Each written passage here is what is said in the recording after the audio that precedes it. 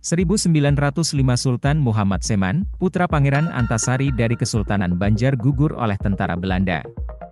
Ini menjadi pertanda berakhirnya perlawanan rakyat dalam Perang Banjar di Kalimantan Selatan dan Kalimantan Tengah.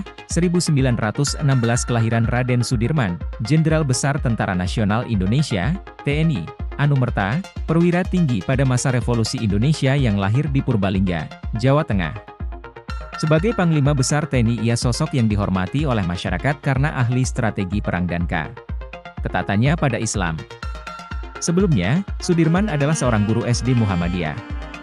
Ia juga aktif di Pemuda Muhammadiyah dan Hizbul Wathon, Kepanduan Muhammadiyah di daerah Cilacap.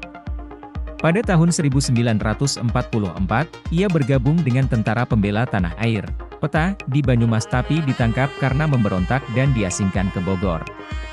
Perjuangannya berlanjut hingga setelah kemerdekaan, antara lain memimpin Perang Ambarawa, penumpasan pemberontakan PKI Madiun 1948, serangan umum 1 Maret 1949 dan Perang Gerilya.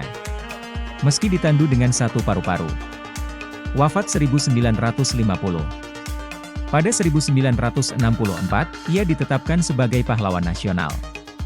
Namanya diabadikan sebagai nama jalan, museum, gedung, monumen, kampus, sekolah, masjid, dan lain-lain.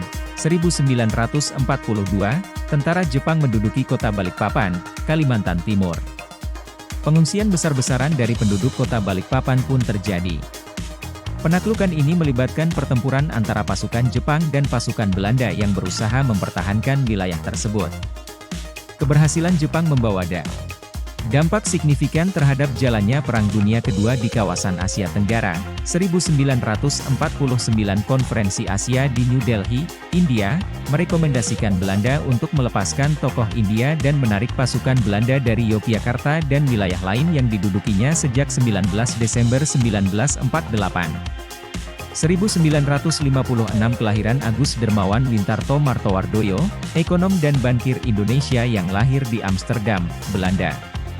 Lulusan Fakultas Ekonomi Universitas Indonesia, 1984, ini pernah menjabat Menteri Keuangan RI, 2010 hingga 2013.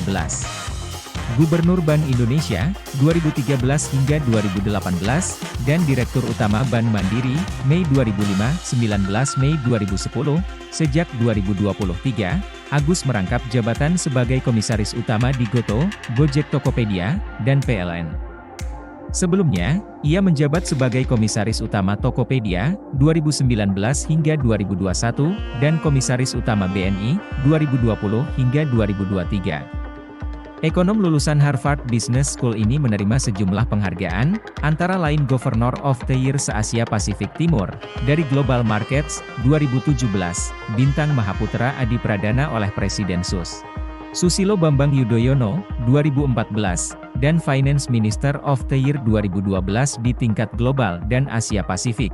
The Banker, 2012, 1995 Presiden Soeharto membuka pertemuan ke-9 Komite Dakwah Organisasi Konferensi Islam, OKI, di Jakarta.